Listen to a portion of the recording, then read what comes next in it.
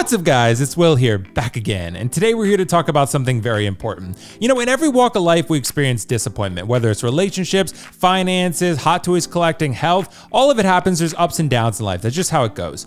More often than not with hot toys collecting, they provide hits, they provide excitement, the opposite of disappointment. But every now and then we get excited for a figure and it doesn't quite meet our expectations. And today we're going to talk about 10 figures that could possibly fall in that category.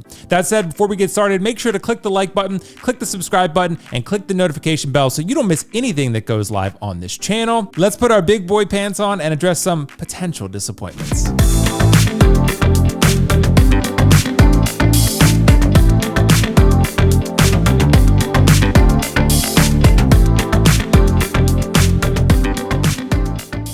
Alright guys, so we're going to start with a brief disclaimer here because I do think it's generally helpful for you guys to have a little bit of insight into my rationale for making this video, and it also leaves less room for misinterpretation. So the figures we're going to talk about today are 10 figures that I believe could be potentially disappointing for a significant amount of Hot Toys collectors. There's a variety of reasons that we're going to go over, but I do want to state that I'm not saying each figure will be bad or that all of them are inherently bad and you should feel bad for wanting to collect them. I don't feel that way at all. There just are a variety of reasons that I think we should exercise a little bit of caution and just keep our expectations in check. So with that said guys, let's get into number 10. And at number 10, we have the Clone Wars Darth Sidious. I have my doubts about Clone Wars Darth Sidious, guys. I say that because I feel the prototype head sculpt is like an amalgamation of animation and live action, where I feel Hot Toys should just commit to one or the other. I do think it does resemble Ian McDiarmid, but it's not as good as it could or should be. I also feel the hood will require a lot of futzing and just effort from collectors, which can be a frustrating experience when you're just trying to get the thing to look cool on your shelf. I also feel fairly confident in Episode 3 Palpatine will be announced at some point, and we already have an Episode 3 Darth Sidious that looks pretty damn good. And what happens when an original trilogy Sidious gets remade? Are you keeping the Clone Wars one too? I think there's too many red flags for this one for most collectors. But if you're a huge Clone Wars fan, I could see you prioritizing this one over the others. But for most Star Wars fans, it could be a dicey proposition long term. And at number 9, we have Obi-Wan Kenobi from the Disney Plus Kenobi show. The definitive Obi-Wan Kenobi is coming. Or is it? Well, I mean, the original prototype that Hot Toys showed was pretty rough, but thankfully some photos surfaced of a potential update. TBD on that one, but I have my concerns that the final production head sculpt may end up somewhere in between the old one and the updated one. This is probably the figure on the list that I feel least confident in calling a potential bust, because this figure should be great. It's a highly important Star Wars character, and Hot Toys should dedicate the resources to perfecting it. It only makes sense. But we all are heavily invested in this character and we want the representation to be high quality, but if the figure turns out anything like the prototype, we may be in for a bad time. I may eat my words on this one, but I don't feel the complaints were loud enough for Hot Toys to change the head sculpt dramatically. We'll see, because I kind of want this figure, but I'm worried. And at number 8, we have Indiana Jones. Old Man Indiana Jones is not the Indiana Jones that collectors have been clamoring for. While it's better than no Indiana Jones, it's far from an ideal offering. The head sculpt is fantastic, but the representation does matter. Would collectors rather have this version than no version? Maybe, but I feel most collectors will hold out for something better and younger, hopefully down the line. The film was not received all that well and didn't perform well at the box office, and the figure is expensive at $335 plus shipping and tax for the deluxe version.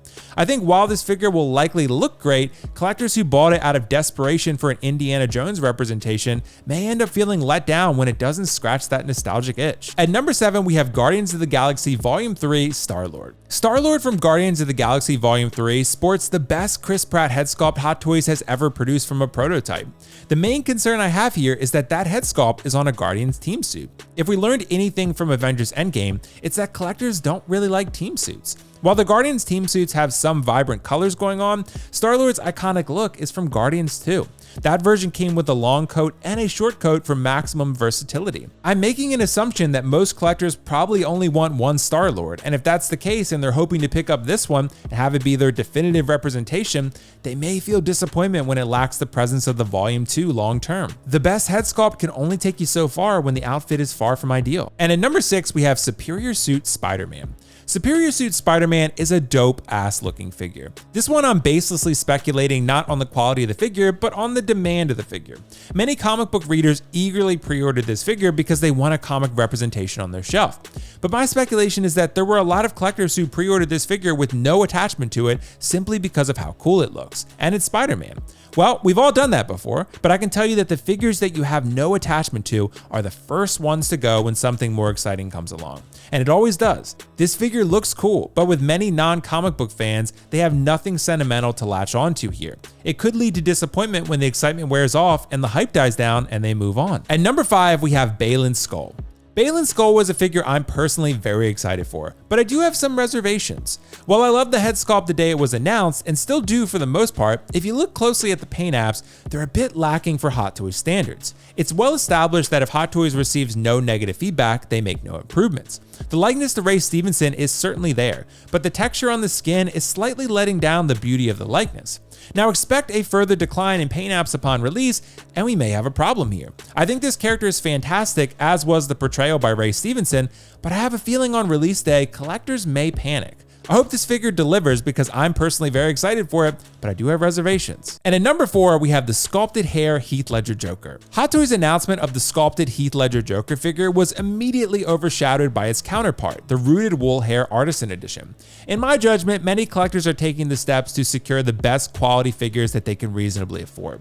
And while the sculpted Hot Toys Joker may come out great, the market has been flooded with quality rooted options. The NR Joker is widely available these days on the secondary market for a discounted rate. The J&D Joker was announced, albeit very expensive, and the Hot Toys Artisan Joker can likely be found through another collector looking to dump their secured pre-order if you look hard enough. Some collectors do prefer sculpted hair to rooted, that's true, and that's a reasonable position to take, but when you look at the rooted options available, albeit much more expensive options, the sculpted pales in comparison. This iteration of Joker is ideal for rooted hair, and the options available are pretty exceptional. Let's see if the sculpted hair can stack up to the quality of the rooted options. And at number 3, we have the Droideka. The Droideka is a prequel trilogy Star Wars figure that has some collectors very excited. Hell, even I can't deny this figure looks really cool, and it will have some presence on the shelf, but I do have some concerns. Firstly, this droid costs $265, and that does seem pretty high considering it does not appear to have any die-cast parts, it has no display base, and does not even come with its iconic bubble shield. Although this droid can be stood like an AI tripod, I do fear it may be unstable in the long term, but only time will tell. The Droideka is under 13 inches tall, so the height isn't a huge concern, but when you have it in the suns out, guns out pose, it may take up some width and depth in your display. When space is as tight as ever due to increasing quality and competition in the market, will collectors commit their precious space to a near $300 out-the-door Droideka when times are tough? We'll see, but again, I have my concerns. And at number 2, we have Supergirl from The Flash. Supergirl is a figure that die-hard DC fans are looking forward to, even though the Flash film was wholeheartedly unsupported by the majority of fans. The original prototype was announced and the internet collectively lost its mind. Even major news sites like IGN covered the outrage. Since then, Hot Toys has updated the Supergirl head sculpt and it does look much better, but I fear there may be a downgrade in production that brings us closer to square one. We also have to remember that the Flash film did so poorly that even those who liked the film likely experienced a significant shift in collecting priorities in the year since the figure's announcement. The reason Hot Toys initially half-assed this one is because they unfortunately knew that sales were going to be pretty low for this figure, but the fans who like the film, comic book readers, or simply people who find the actress attractive will buy this figure.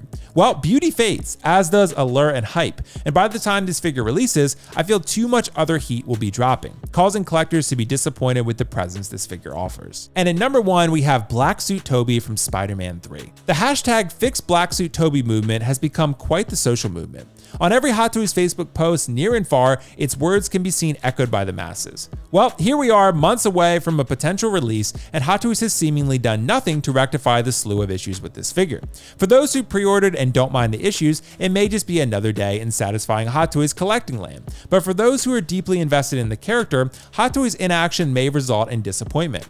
To me, the proportions do look a little bit too narrow, the head sculpt is good, not great, and we may see a further downgrade there, and the Venom head looks pretty inaccurate. While this character is not that important to me, he is to many collectors, and I fear disappointment may be on the horizon. Alright guys, so those are my 10 Hot Toys figures that could be potentially disappointing for collectors upon their release. If you enjoyed this video, make sure to click the like button down below, comment your thoughts and let me know whether you think I'm crazy or whether I'm onto something, and of course subscribe to the channel and click the notification bell so you don't miss anything when it goes live on this channel. We do reviews here, live streams every Friday at 5:15 p.m. Eastern with Kiko Collects, always a fun one there. And then of course, stranger interviews, big picture topics, reviews, stuff like that. Everything is going to be on here. Guys, again, comment your thoughts down below. Let me know if you think I'm onto something with these 10 figures or whether they're going to be grails. Maybe you're excited about them and there's nothing wrong with that at all. Guys, it's an exciting time to be a collector. There's a lot of good options entering the market. Hot Toys is bringing their A game for so many of these figures. So it's a great time to be a collector for 1/6 scale. That said, guys, thank you so much for watching. I'll catch you in the next video. Peace out. See you later. Bye.